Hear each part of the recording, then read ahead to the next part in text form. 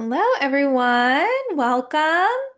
Welcome to day two of the Work from Home Wealth Plan Challenge. I'm so happy to see you here tonight. As we mentioned yesterday, one of the things I always encourage my students to do is to be on camera when we're on calls, just because this one really helps you to get into that mindset and that feel of the remote workspace and getting comfortable on camera. You don't have to be the influencer here. Nobody needs to have their hair done, but just helps you to be present, right? And then the other thing is too, I know for myself, this helps me to like personally enter in if I know someone can see me and I am less likely to be distracted. So I want y'all to get as much as you can out of this tonight. And we're looking forward to getting into it. All right, welcome, welcome. I see so many of you on. I love it. I really enjoyed reading your homework. The day one homework is always my favorite because, I feel like I find so many different companies and businesses that I've never seen before. And no matter how many times we do it, no matter how many students I have, no how many challengers I have that go through this, I always find new companies and so interesting. So we saw some different real estate coaches. I saw some like parenting, teaching. I think I saw some fitness, photography, VA coaching. Actually, I will say this time I did see one coach that I knew who's actually a personal friend of mine, but otherwise, I never see anybody who's a repeat. So I loved seeing that. And if you didn't get to do the homework, I'd still encourage you to do that. It can be so helpful to start to broaden just like your view of the online space and what's available and where you could plug into businesses. I saw a lot of people too say they had some light bulb moments and just this moment of clarity of like, oh my gosh, I've been following some of these coaches or consultants like for a long time and I didn't even realize it. I can't remember. I was chatting with someone in the DMs, I think it was today, that said I didn't realize how many people I was following. And then she also said, I realized that a lot of like personal friends of mine are also following these people too. And so that was just kind of a light bulb for her. So if you didn't do that, 10 out of 10 recommend. It's a great exercise.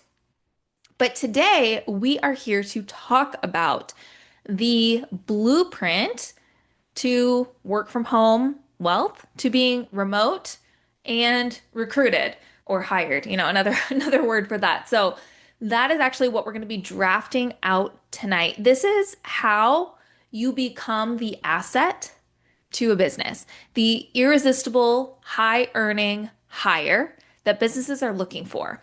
All right. So we're going to do this in two steps. And I'm going to break it all down for you with a really simple framework that I call Blueprint for figuring out where you can plug in to the online space. So the first thing we're going to do is we're going to grow your communication skill set. Then we're going to plug that skill set into an already established business. Yesterday, we did mention that the content creator industry is booming and it's going to reach $480 billion in the next 2 years. And that by working in remote sales, you can tap into just a little part of that by working in these businesses that are actually creating that revenue.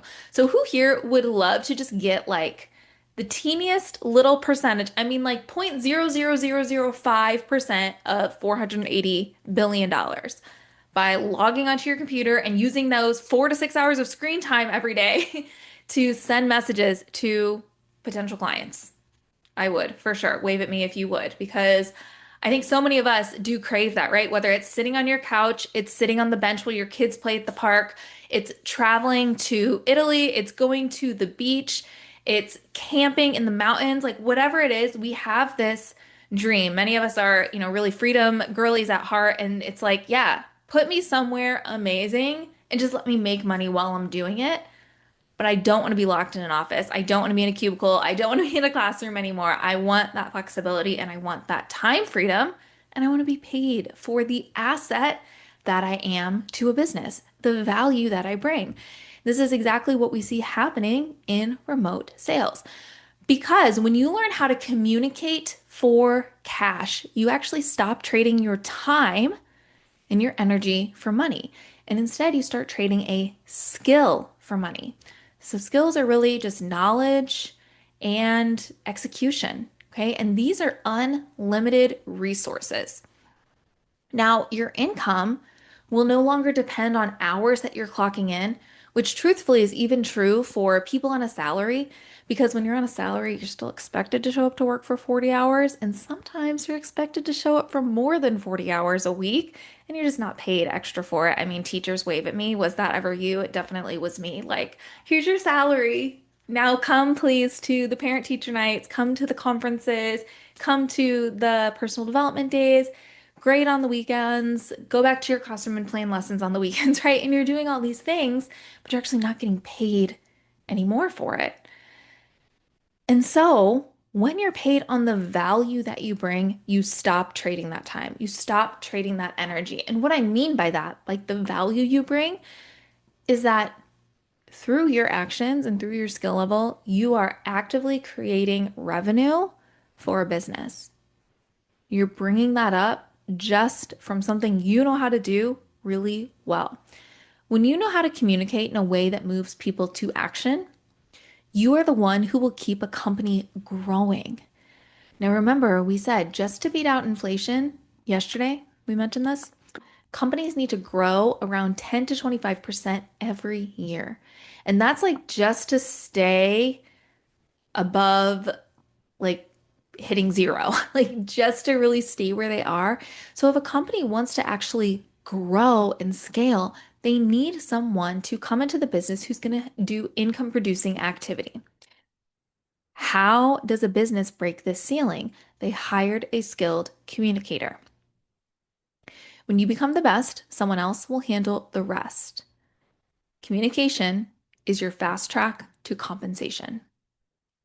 So let's break this down. I got a little ahead of myself here. I put my blueprint up, but I did want to kind of break down what this could look like. All right. So what we're going to look at here is the just commission breakdown, really like the possibility here of working as an SDR. Okay.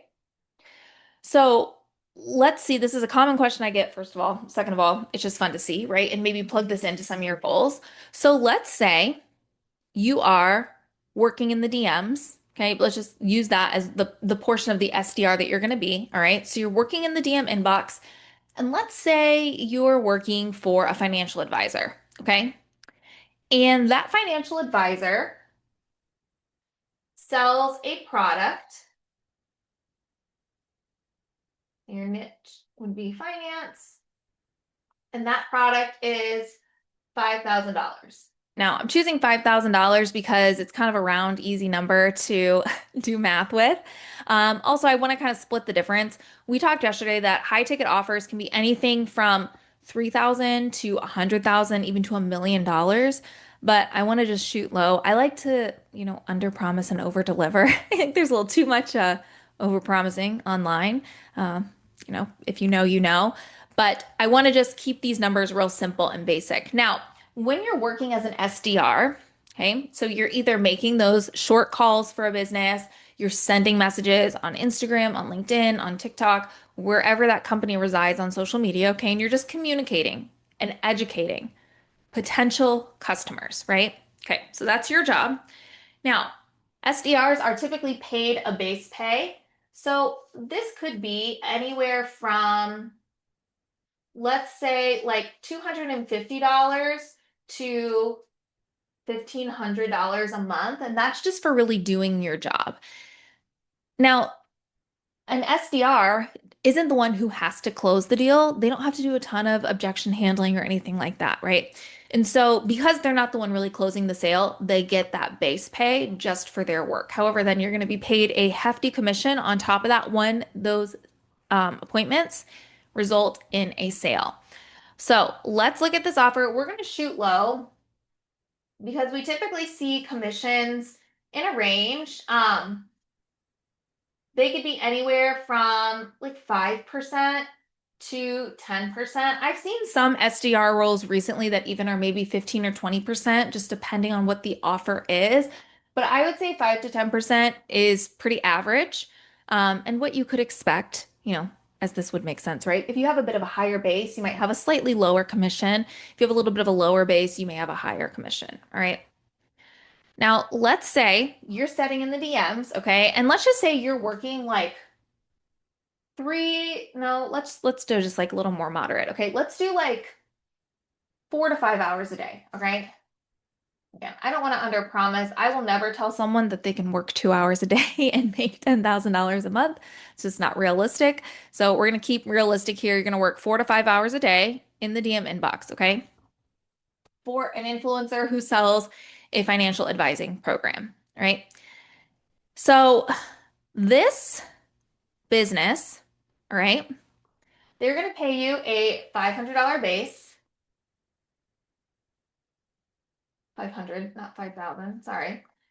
And if we want to get to, here's what I was going to say, $5,000 months, just say we want to make $5,000 a month, this is what that would look like. All right. Now, with a 5% commission, you are going to make $250 every time one of your conversations that you have ends in a sale. So, to make $1,000, and where are my math people here? How many sales do you have to help close? You're not actually closing them, help close. You're gonna have to close four. All right. So to get to 4 equals 1,000, right? So let's say your goal is $5,000. So that would mean you would have to close 20, right? 5, yep.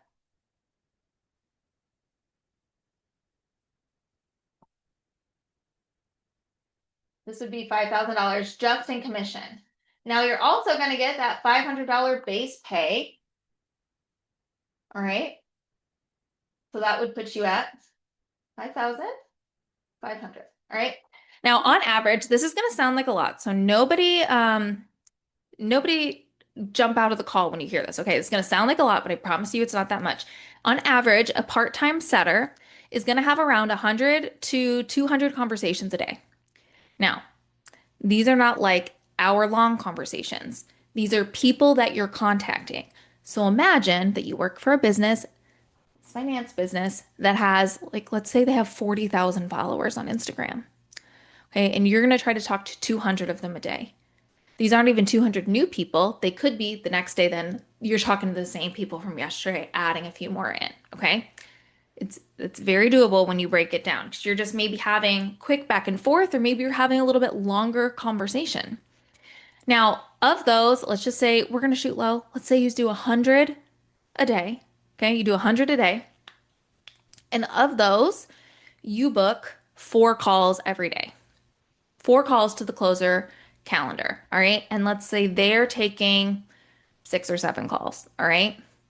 So you book 4, and of those 4 calls, half of them close. So every day you're closing around, which I would even say like is kind of low. You'd probably close a little bit higher than that. Like let's say you're booking 10 calls and you're closing like 6 of them or something like that. So you're probably gonna like do a little bit higher than that, just depending on the industry. But let's say you're just closing 2 deals a day through the closer, of course. So that means you're making $500 a day plus your base, $500 5 days a week. That will put you right at your goal. So that would put you at $500 5 days a week. Well, more than that. Well, more than that, right? 2 times 10, that would be 10 a week. Sorry, 10 times, sorry guys, math is hard sometimes. All right, 10 times. Okay, so that would even just put you at $5,000 just in that week. Like if you ran those numbers. So as you can see, like what I'm saying here is kind of conservative depending on the size of the business and the industry that you're in. So typically what we see is SDRs and appointment setters are making anywhere from conservatively $3,000 to $8,000 a month. Top performing SDRs can make north of $15,000 a month. That's not a part-time role, but it does happen. We did place a woman in an offer where most of their SDRs were making $15,000 to $20,000 a month. So it just depends on what you're selling and who you're working for and what kind of company that is, and really most importantly, what your skill level is. But those are what the numbers could look like, so you can see what some possibility would be for you in the earnings field, right? Now, the kind of cool thing about this too is I will say, we talked about yesterday like the running of a business and just what that looks like, and how when you are running a business, you're doing so many different things. Let me find my page from yesterday, everybody. All right. Right. So like when you are the one who has the idea of a business, you're the influencer, you're the person running the company, you're also really acting on execution of like what the product is, fulfilling that for people, the marketing, the social media, creating the content, sending emails, and all of that. However, when you work as an SDR, you really just plug in at this one spot. You are just talking to followers, email list subscribers, potential customers to see if they could be a good fit. You're not even the one closing the call. I mean, this is truly a slam dunk. It's your only job. So, you're not planting 100 seeds in your backyard and just hoping one of those grows.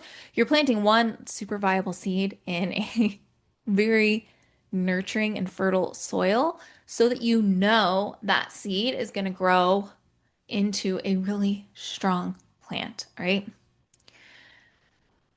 So high ticket sales is truly this like fertile soil where your skills and your efforts will produce results. I was talking to someone today as well, and forgive me, I was chatting with several of you today, so I can't remember who it was, but she was saying how like I would just love to be in a position where the effort I'm putting in is actually rewarded. And I know for me, this is something I struggled a lot with as a teacher, feeling like I was the teacher who showed up and I did the work and I worked really hard and I really loved my kids and I tried to go above and beyond, sometimes even spending like my own money on things for my classroom. Yet I was making the exact same amount as someone else who maybe had half the passion and half the heart that I did. Maybe they weren't even that good of a teacher, right? And I just felt like, you know, not that I'm some like rock star, like special unicorn. Just that I put in a lot of effort and I try to get better and I'm still paid the same amount. And this is what happens when we work in jobs where we're trading time and energy for money instead of trading a skill because you're paid on your time, you're not paid for your skill level. So, how do we get there?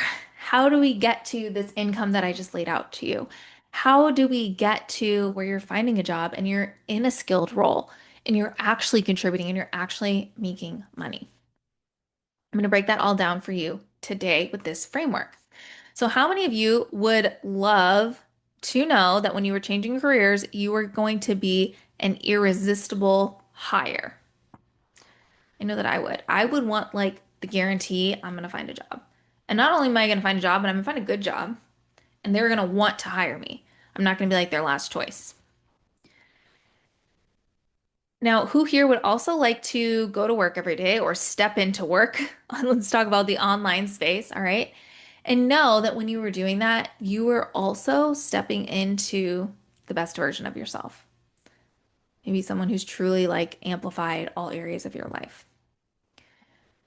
So we're going to put this all together. We're going to do one of my favorite things, which is reverse engineering, where we're going to work backwards from our goal of a job that is filled with purpose, a job where we can actually have room to grow and stretch and be the person that we were made to be, use the talents that we have, and also something that's going to challenge you and also make you the money that you want and deserve. Seems like a tall order, but I'm going to show you exactly how to find those roles and how you're going to land them today.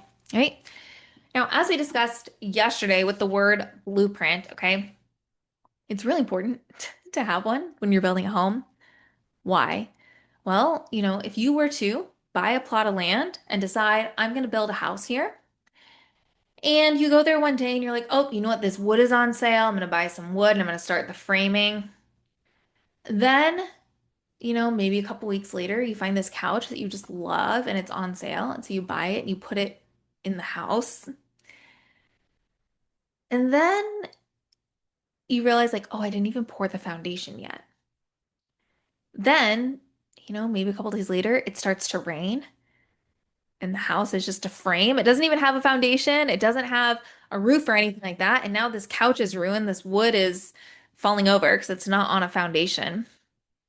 And you realize you should have started with a plan in place so that you would know exactly what to do. You would know the result that you were getting out of this. Now, a blueprint tells you where everything goes, how big the house will be. It gives you a timeline. It gives you a price point. It gives us certainty in what could be an uncertain situation if you didn't have one. Now, if you can imagine, you started to build this mess of a house, and then you kind of realize, oh my gosh, I don't have a blueprint, right? I have to go backwards. What actually happens is that you waste a lot of time, you waste a lot of energy, and you waste a lot of money because you've used these materials, you've bought these things, you've tried to do this like you've almost made it like a project, right? Instead of building a house, right? And now things are ruined. Now it's not working. To tear it all down and start over. Without a plan, you might try to build a house on build a house on a lot where the house won't fit. Maybe you'd put walls in the wrong place, or you might forget a door. You might put a bathroom where there should be a pantry. Okay.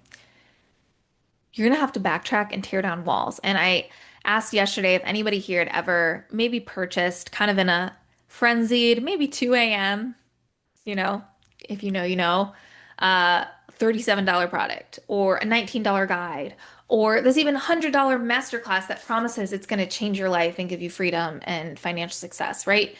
And then what happens? Nothing. We don't actually get the results. Maybe we don't even use it. Maybe it sits and gets dusty in our inbox.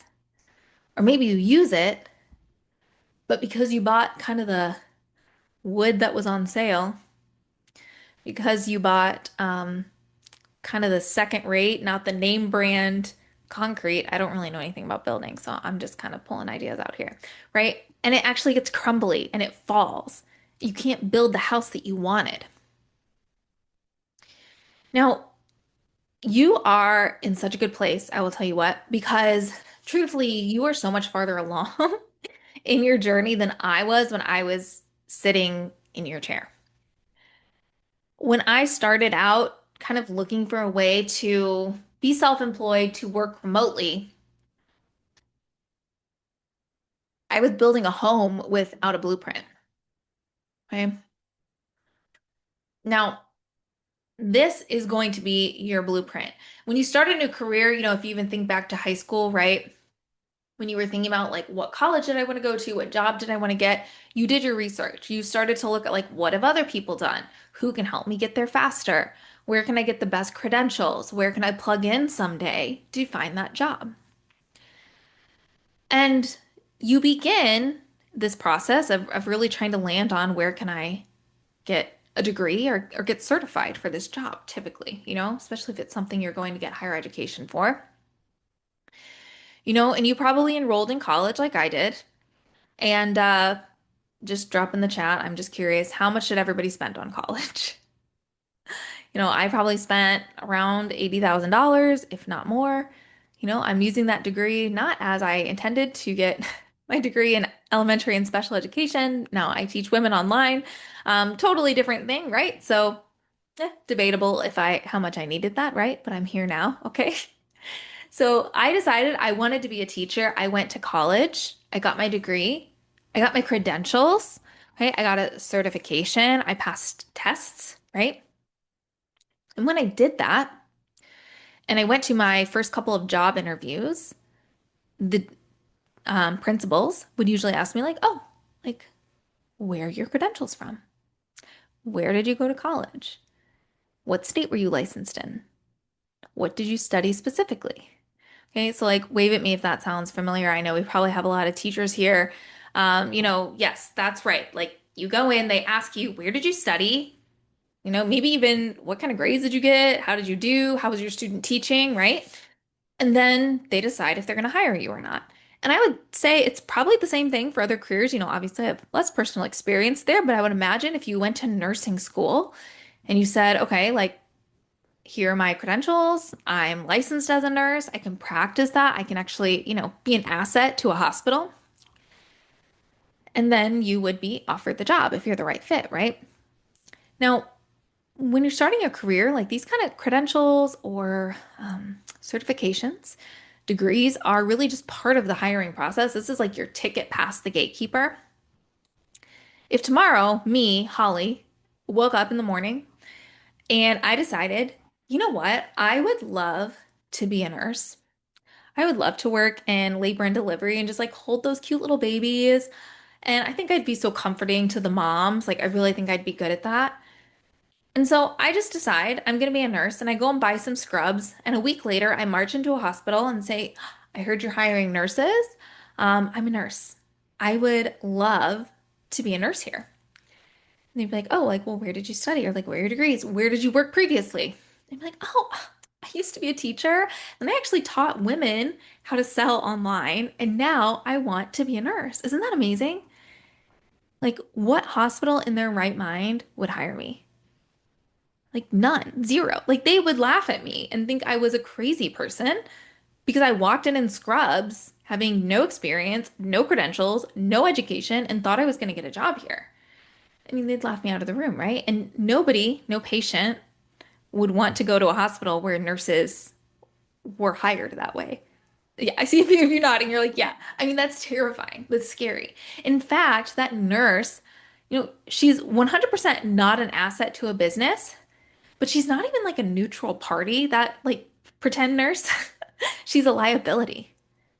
She's waiting to cost that hospital millions and millions and millions and millions of dollars because she's not educated. She has no experience. She has no credentials. She's never proven herself. She doesn't actually know what she's doing, right? Now, this all makes sense to us. So many of you are like nodding, like, yeah, for sure, that is insane. And this makes sense to us for like in-person jobs. Now, interestingly enough, in the remote space, I talk to women frequently who say to me, like, oh, I just want to work online. I can't figure out why nobody will hire me. And I'm like, well, tell me more about your experience. Tell me more about your background. Like, oh, I'm applying to all these jobs that I see, like in even remote sales. And I don't have any sales experience. Like, I used to be a teacher, I used to be a nurse. I get a lot of helping professions. They're all underpaid. It's so sad, right? I used to work in corporate even, and I like can't find a job. And I'm like, yeah, I might be able to help you with that. That was the equivalent of somebody deciding this morning, me, that I want to be a nurse, buying some scrubs and just marching into a hospital. Now, the online space works the exact same way as in person. It's just all online. That's the only difference, okay? Now, investing time and energy into an education shows professionalism. It proves to a business that you are going to be an asset, before they actually hire you. Because if you're not, you don't have a certification, you don't have training, all that you are to a business is a liability. And liabilities, people that aren't professionals, like that takes away trust. Like I mentioned, if you went to a hospital where pretend nurses were working, you would lose trust in that hospital. You would not go back there ever. And you would tell your friends and family, like, don't go there. It's a scary place. Nobody knows what they're doing. And this is exactly how it works online too. Businesses work in a currency of trust. And right now, we're living in one of the most like untrusting times because there's just so much information. There's so much to wade through that people are like, I don't even know what's up or down. I don't know who to trust. And so businesses know, legitimate businesses who are making a lot of money and helping a lot of people, they know that they have to prove trust in the first 30 seconds of an interaction with someone. So how do they do that? They put trustworthy, certified, reliable professional people in their DM inbox, on their phones, and on their calls. Because you're a representation of the business. Now, even though you're kind of anonymous, you're still representing that business through the words that you say, the ways that you communicate, and the ways that you help people make decisions. So if a business decided, like, I'm just going to hire, Susie Q off the street who's never done sales, she has no experience, she's never gone through any kind of training, they're actually creating liability for their business because they spend money to bring these clients in. And their products are worth thousands and thousands of dollars. So if Susie Q comes in and has no idea what she's doing, and she just like completely backs up their sales and nobody's closing deals, and that company previously, let's say they were making $1 million a week. Well, there goes that. They're not making $1 million a week anymore. It's costing them money. And so I think like we're all here because we don't want to be in that space of uncertainty where like I don't know if I'm getting a job. I don't know why I'm not getting hired. I don't want to make a change unless this is certain. Like I don't want to leave this job that I like or this job that takes care of me. I don't want to take time away from my family unless it's going to reward my efforts. So I hear again and again from women like, I want to make this change. I'm hungry for change. I want something different. But making that change also feels really risky and scary. When I started yesterday, I talked about jumping out of a parachute without a plan. Like you had never put one on. You didn't know where the string was to pull it. You'd never jumped out with somebody else. You had no idea what to do. That would be terrifying and life-threatening. However, if you had taken classes, maybe you'd even read books, you'd studied it, you'd practiced with somebody, jumping out of the plane would still feel scary, but you would know exactly what to do, right? So here is where we show you exactly what to do. This is me, years of just like trying it all, working online as a tutor, working in person as a tutor, and trying to build a business, being a social media manager, running a bakery out of my home, being in network marketing. Okay. I am sharing all the tea on everything that I've learned and the exact framework that allowed me to break into the remote high ticket sales space, right? This is what I call the M5 blueprint, and it's going to be made up of five M's. These are the components that need to be present so that your house does not crumble. Okay, so we're going to look at each one. Now, this first M, this stands for mindset. This is going to be the foundation of your house. Now, your mindset is, the way that you act when no one is watching. It's your values, it's your integrity, it's your character, it's your mental and moral qualities that define you as a person, it's your values. Okay. So, mindset is the foundation of the house. You can't see a foundation, but it's truly what holds everything up. Same as your mindset. It's right here, but it's what holds that full skill set, that full person up. Okay. It's truly the most critical part. Your character isn't just what you say, it's who you are. It's how you tackle new opportunities and challenges. Okay. So if you start down the work from home path, okay, and you're just like, I'm going to halfway do this, I'm just going to lay half of a foundation, you're not going to get a full house, right? You're not going to build the house as big as you hoped.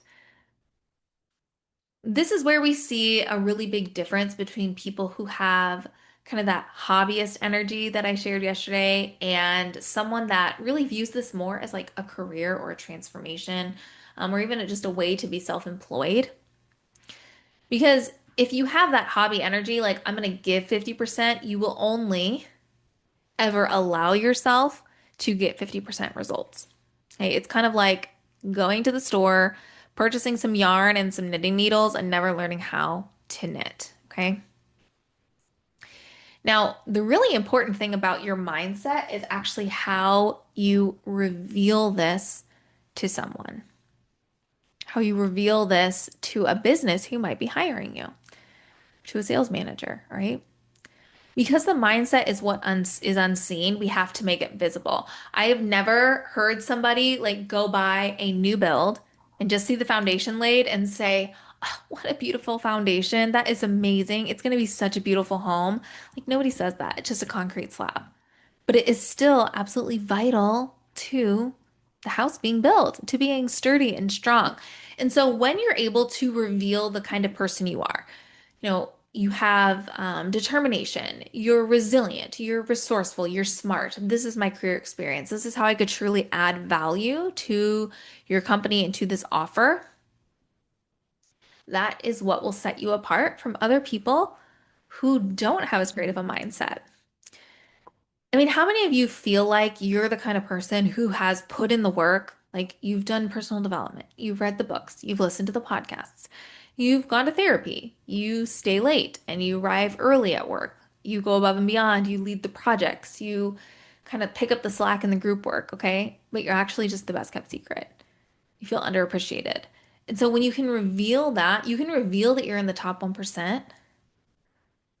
This is how you set yourself apart. And this is what builds that strong foundation for your home. Okay, so this is the foundation. This is where the house will reside. But now we're going to get to the house taking shape. So your second M is going to be methods. And methods are made up of two things, both skill and technique. Make up methods. The skill is what you can do, and technique is how well you do it. So when we think of skill and technique, I want you to imagine, okay, that I'm going to make some spaghetti for my family. So I'm going to go into my pantry and I'm going to grab some of the dried spaghetti that I always have in there. I'm going to grab a jar of sauce and I'm going to walk to the stove. I'll boil the water. I'll make the spaghetti. I'll pour the sauce on top and I'll serve that to my kids and my husband, okay? Now, is this a tasty meal? Yeah, it's fine, right? Does the job, fills tummies. It's pretty good. It's easy, all right?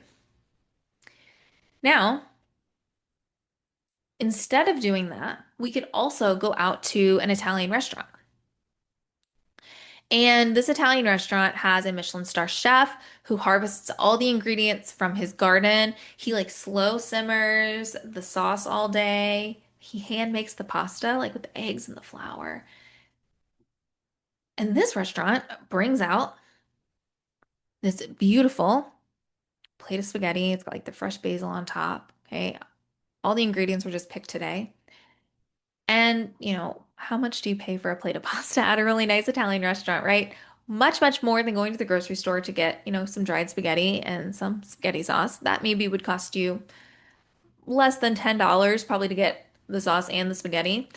Going to the restaurant to buy the plate of spaghetti would easily cost you $25, all right? But it's a totally different experience. You've got the candles, you've got the appetizers and the wine. I mean, this was made by a Michelin star chef. It wasn't just made by you really quick in your kitchen with the kids screaming and listening to Peppa Pig or like whatever it is, okay? Now, another way you could do this is you could pull out a recipe that's been in your family for a really long time. So I think about making pasta. I actually think about my husband's family. So his grandma was like first generation born in the US of an Italian family. And she made this really delicious gnocchi recipe, which is like those little potato dumplings. They have little ridges in them. They're really tasty. And she's obviously made this for years and years and years. She passed away. She passed the recipe on to my husband's family, her son and his wife, my mother-in-law. My mother-in-law makes this now. And it's become a really fun family tradition that around holidays we'll have a gnocchi night.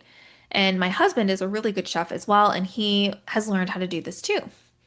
And so they will spend several hours. They like boil the potatoes, they rice them, they put them in this like kind of press and it like makes it like riced. They mix the potato with flour and eggs and they make these little dumplings. They have to roll them and boil them really gently and pick them up.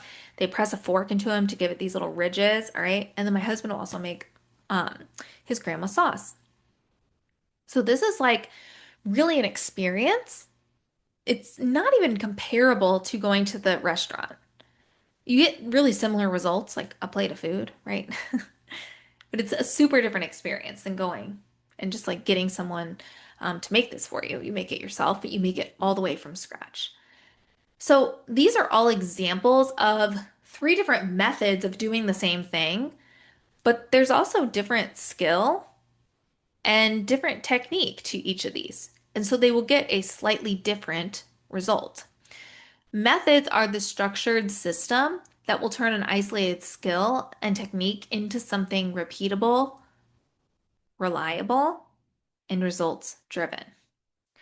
So you can think of methods as like the framing of the house, those wooden beams, because without them, the house would fall down. You can't build anything higher, you can't expand, you cannot sustain long-term success if you don't have a frame.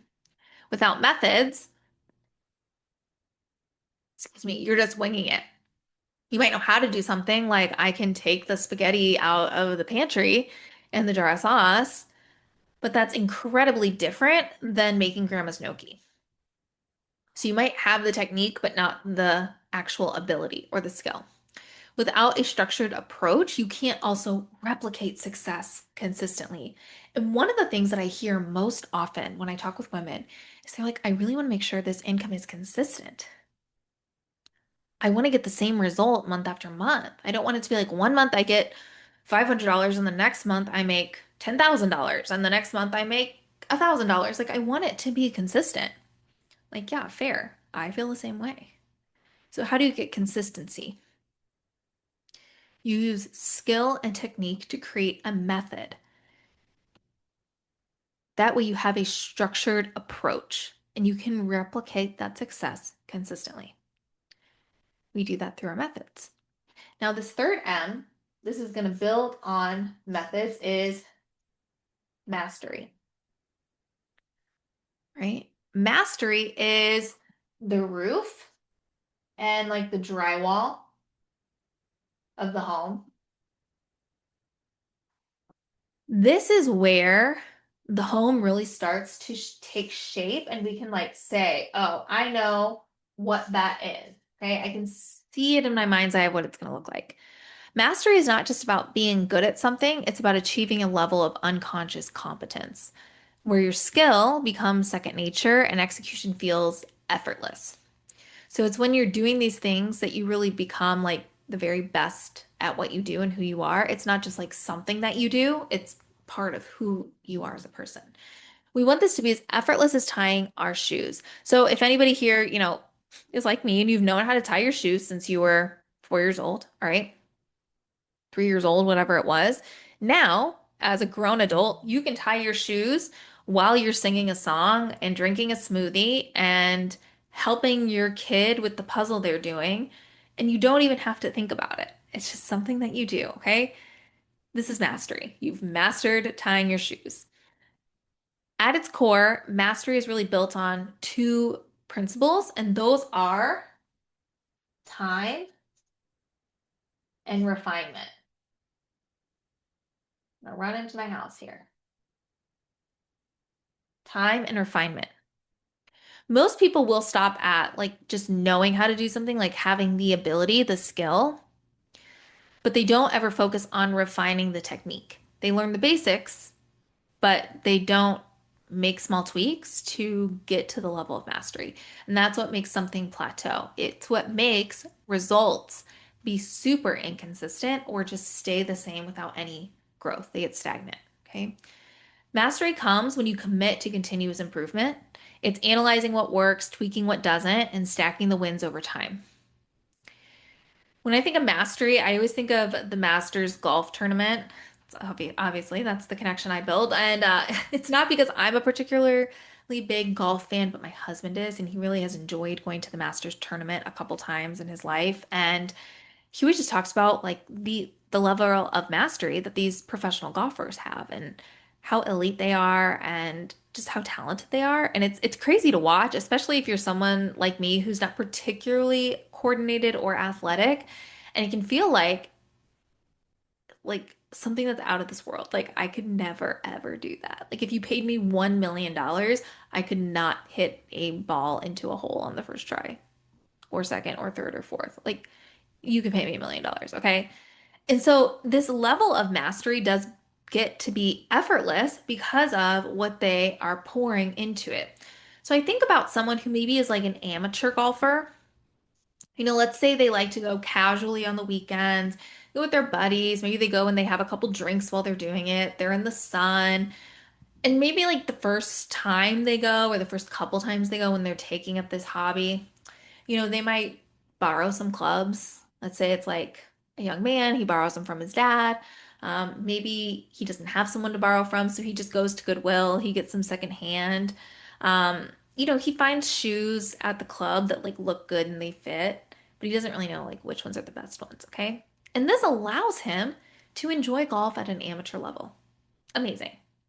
Now, is that golfer ever going to go to the Masters tournament? Absolutely not, right? Because a pro, someone who's a master at their craft, they refine their skill and technique over lots and lots of time. If you've ever heard of the 1,000 hour theory, it's like to really achieve a level of effortlessness and competence, even just, I wouldn't even say effortless, just being really competent in something, you have to do it for 1,000 hours. So a professional golfer, they're going to wake up early, they're going to stay late on the green, okay? They're going to invest in really high quality shoes. They're going to get custom made clubs. They're going to focus on what they eat, when they sleep, how they work out besides golf. They're probably going to get a coach or a trainer. Maybe they'll have a really strict like wellness regimen. They're going to put the time, 1,000 hours, more, the way, way more than that, the energy and the money into it because this person knows that this is what will actually make him money. So if he doesn't just repeat something over and over, but he makes little iterations, he has his coach tell him just to like shift his hand, to just hit the ball a teeny bit lighter, whatever it is, that will actually make money for him because it will lead him to a greater level of mastery. So if mindset is your foundation and skills and technique are your framework, mastery is the drywall and the roof. Because the finishing layers are what turn the structure into something livable and most importantly, valuable. We don't really start to see how beautiful a home could be or even understand the value that it would have until it starts to be more complete, until the drywall is up, until the roof is out. Like, I wouldn't even want to look at a house that wasn't put together without the drywall and the roof. Like, if it was just the framing, I'd have no idea what I'm looking at. Yeah, like it's a good sturdy structure, but it's not something that I would want to purchase or invest my money in. At this stage, like the house is taking shape. When you reach a level of mastery, your overall skill set, your career blueprint is taking place, right? You can't sell a house that's just a foundation and a frame. You have to finish it and bring the pieces together to truly show value. Having mastery is what gets you paid. So now that you've mastered some methods and you have your mindset in check, can you say that 5 times fast? We are going to work on our next M, which is match. Now, you were building a house. You would not spend months and months and months building the most perfect house with foundation, framework, and structure only to leave it totally empty and unfinished. This is where match comes in. This is like the flooring, the windows.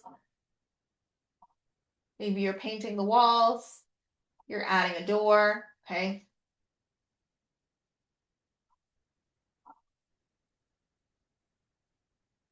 These are the changes that transform a house into a home. These finishing touches, they're not just for looks, they impact functionality, flow, and how the entire space will work together. The same goes for your career, right? Matching really means, like just the word match itself, you're bringing two things together that are meant to fit. So this allows you to look for an equal counterpart. This is like what we would look at as like career matchmaking, right? We're connecting people to the right role that will complement their strengths, their experiences, and their ambition. This isn't random or sporadic or frantic. It's about finding your perfect professional counterpart. Now, I want to share an example with you about one of our students that I feel like is just so perfect for this. This student, her name is Sarah. She graduated recently, and Sarah is a former teacher. She's also a former like head of a preschool. I don't know if you call that a principal, but she was like in charge of running a preschool, a director, I think. So she has a ton of educational experience. She's really good at what she does. She's very compassionate, very empathetic. She's a mom as well, and she really just wanted to gain more flexibility. She didn't want to be trapped in a school. She wanted to be able to work from home. She wanted to be around her kids. She wants to travel, and she also wants to grow her income, right? Now, Sarah ended up matching with a company. This is a company that we put her in contact with, where Carly, the coach, is also a former teacher. Now, Carly used her skills to build a company. She's the face of the brand. She runs the whole operation on how to teach teachers how to like make money online working as like remote teachers. So like tutoring and also working in schools that are remote, teaching classes and things like that. So Carly runs this whole business. She's a busy, busy, busy lady. She's got kids, okay? She runs her Instagram, she runs her email list, she runs the ads, like all the things. And Carly came to me and said, "Hey, I'm looking for someone to help me in my DM inbox. I have a lot of people that I need to talk to really grow the company, and I need someone who's good to do this so I can focus on, more fulfillment, like helping clients get to their goals instead of just talking to people who maybe could be clients." And so Carly interviewed Sarah, and it was a perfect match. It was so good because Sarah has this education experience, and Sarah now has the methods and she's starting to gain the mastery of DM setting. And so Sarah began working for Carly. Now, what this means is that Sarah now gets to work remotely, be more present to her family. Okay. She gets to do more of the things that she likes. She gets to travel. She gets to take breaks during the day. She doesn't have to ask a boss if she can go to lunch. All right. And she gets to make money doing it. Okay. She gets to connect. She gets to educate. Two things she did as a teacher. Now, Carly is also going to benefit. Why? Because Carly is really good at teaching other teachers. She's really good at business. She's good at marketing. Carly wants to spend time on those things instead of spending the time she does have on talking in the DM inbox. And so Carly gets to do more of what she loves and is amazing at, is talented at. Sarah gets to do more of what she loves and is good at, which is be home, travel, spend time with her family, connect and educate people. And because of that, Carly actually gets to serve more people. She gets to know other teachers who want to get out of the 9 to 5 grind. Sarah gets to make more money. And all those teachers that didn't know Carly before now get to experience Carly's magic, her zone of genius, and grow their own businesses as teachers online and gain time and financial freedom for their families. And so it's this cycle when you have a good match. Like I think of two halves of a circle coming together, and it's like this beautiful cycle of being in relationship and interdependence on one another to be the best that they can be. Now, how do you find something that's going to be a good fit, ideally long term, and also offer growth? Now, let's say you're buying a home. There's a couple ways to go buy a home. One, you can go on Zillow. You could look them up online. You could see something that looks good. You could just contact like the random realtor they give you. You could look at the house. Maybe you could even like purchase it like remotely. Okay. Which, by the way, I did that before. So that's an aside. We did purchase a home without seeing it, but it's kind of a wild ride. Okay. So you could do that. You don't really know what you're going to get. You could do that. Or you could hire a realtor who you know and trust to come in to know exactly what your family's looking for, where you want to live, what school district you need, number of bedrooms, number of bathrooms. Do you want a basement? Do you want a big backyard? Whatever it is. And to actually bring you to the exact right home or multiple homes and then to help you decide. Now, the online industry works the same way for jobs. Like you could try to browse these on LinkedIn and Indeed. I'll be super honest, they're not always like one real or legitimate opportunities. Sometimes they're misrepresented if you don't know what to look for. And there's also like not a ton out there. Now, you can go to Indeed today and you can type in sales development rep. You will find tons and tons of jobs. But it's really important to know the right questions to ask. Like to ask about a home you've never seen before, what's the foundation like?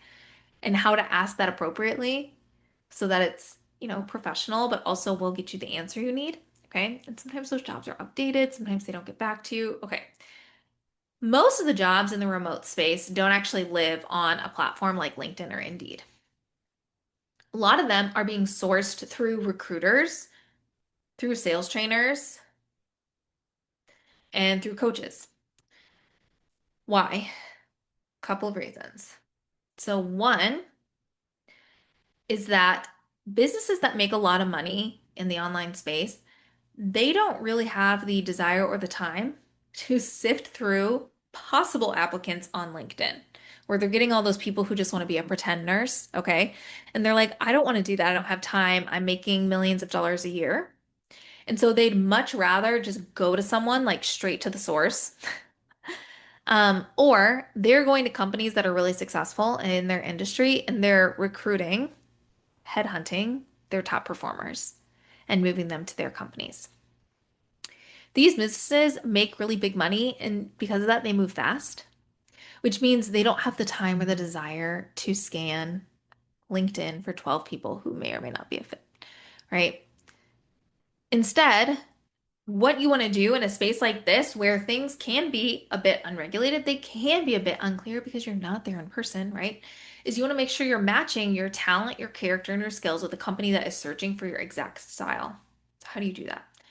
You network and make connections, and you do it through resources and sources that are going to be reliable. So, for example, one of the things that we do is we have a job board where we actually will connect our graduates to specific coaches. So, just like Carly and Sarah meeting and connecting, we did that through our sourcing process. I also work with recruiters and networkers and like other sales trainers who are always trying to fill roles, and they will send them to me, and then I'll send them to girls that I think would be a good fit.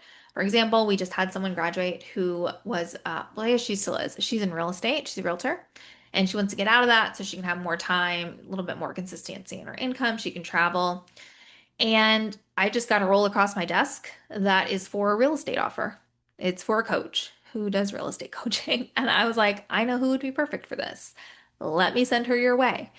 And we know that that's going to work out for everybody because there's past experience. She's probably going to be the right skill set they're looking for and the right technique. And as long as it's a fit, like that's amazing. They didn't have to go to LinkedIn. They didn't have to post in Facebook groups. They didn't have to just put something on their Instagram stories and hope they got someone qualified. They just went right to someone that they know would place qualified people there. Okay. So now, once you match, you're going to work on building momentum. This is the phase where everything you've built, like your mindset, your foundation, your methods, your framework, and mastery, the roof and the walls, really starts to feel like a home.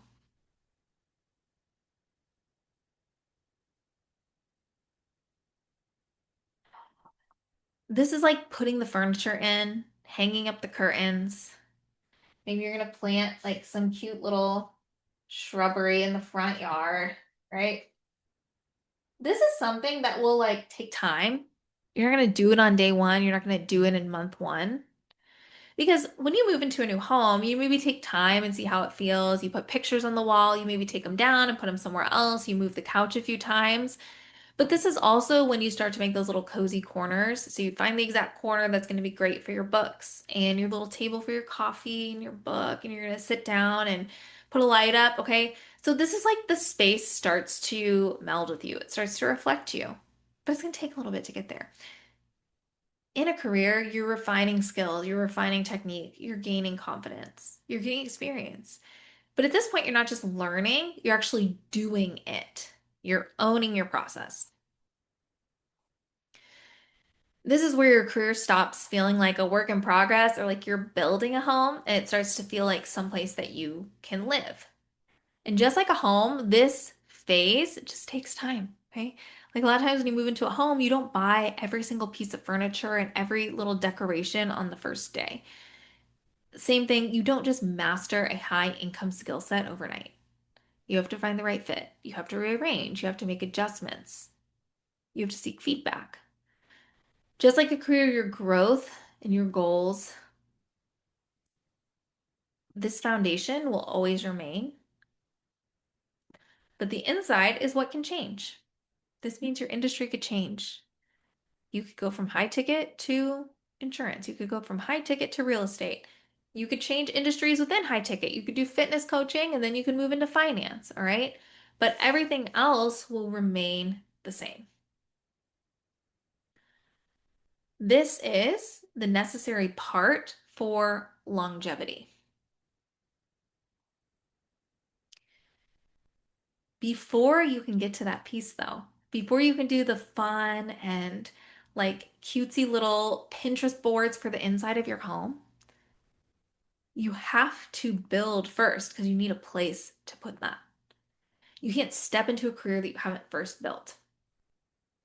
So the first thing you're going to do is you're going to lay your foundation, your mindset, you're going to frame the structure, your methods, put up the walls and the roof, the mastery, and then and only then would you style or start to build that momentum. So this is how you create something that lasts. Your career, like your home, is not built in a single day. But when you do it right, you get to live there and love it for years to come. So we're building a house. We're building a legacy here. I know a lot of you are moms, and I know that for me, like when I think about the home that my kids are growing up in, I think of this as something I want to leave and that will make them want to come back to me. I want something that's like strong and sturdy and will stand the test of time because I want it to be certain for my family. But it's also, in a lot of ways, how I want my kids to remember me. And I want that for my career too. I think you're here because you want the same. You want your family, you want your friends, you want your children to look at you and see the kind of person who showed up for herself and for her goals and for her dreams, who was a really great mom, sister, friend, and also really successful. She made a lot of money and she did a lot of good things with it. I don't want this like to be some trendy hobby that I'm over in 6 months. Okay, I want this to be something that will grow and change with me and provide for my family, no matter what climate or storms come my way. So, for your homework tonight, what I want you to do is I want you to get into the Hive and just simply write a couple sentences about the value that you could bring to a company because you are the asset.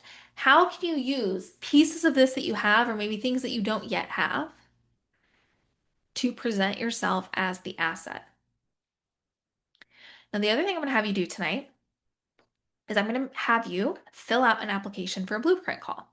So if you're live or you're watching the replay, I want you to grab this link. Shelby's going to put it in the chat and we'll put it in school as well, and we'll put it in an email.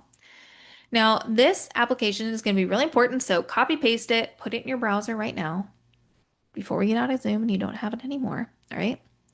Because this is for your live blueprint call. This is your one-to-one call with me. What we're going to do is we're going to work together and we're actually going to build a blueprint for you. We're going to talk about like your mindset, what's happening in your life right now. Where is it that you want to be? What level of mastery? What kind of career would you like to have at the match? Okay. And then we're going to work backwards into how can we develop those skills? How can we build mastery in your life as it is now so that we can ideally build momentum in your future? All right.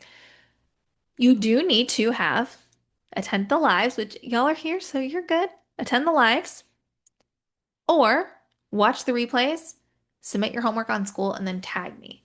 We will not accept applications for anyone who did not watch and did not attend. Okay. Because I really want this time to be fruitful and it's only going to be beneficial for you if you've like front loaded with some of the understanding and information, right? Makes sense. Okay. It's like getting ready for a test, although it's not a test, we're just chatting.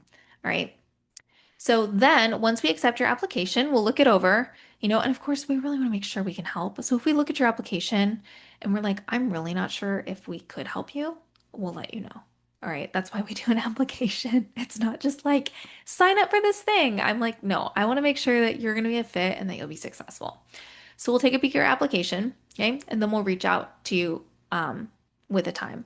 So I'll send you a quick message on Instagram. Just keep an eye on your DMs and I'll let you know we accepted your application. Amazing. Here's the link. We'll book a time to talk. I have, what's today? Wednesday? In the summer, I don't remember what day of the week it is ever. Thursday and Friday, I'll have a little bit of time. And then Monday as well, I'll be opening up for calls. So you'll have those days to jump on a call with me. It'll be quick, 30 minutes or so, and we'll just chat and see if this is something that we could help you with. All right, I'll talk you through some next steps of Amplify Academy as well and what it could look like to work together, right? So I'm going to be on the lookout for those action takers who are submitting their homework and getting the application in. It's first come, first serve on the call times. All right. So I'm going to send that link to you. You've got it here in the chat. I'm not going to send it. It's already here. And then I'll send it to you in an email as well. We'll put it in school, so make sure you have that. And if you have any questions after yesterday or today, I would love for you to send me a message on Instagram. I'll be hanging out there a little bit tonight and then tomorrow as well, in between my calls with some of you beautiful people. And I would love to just learn a little bit more about you and answer any questions you might have that are lingering. I hope that these 2 days were really helpful for you, that it gave you some positive and tangible next steps, and that, we'll see you on a call. I would love to chat more with you, and I'd love to see if could be a fit to help you reach your goals. Have a great night, and we'll chat soon. Bye.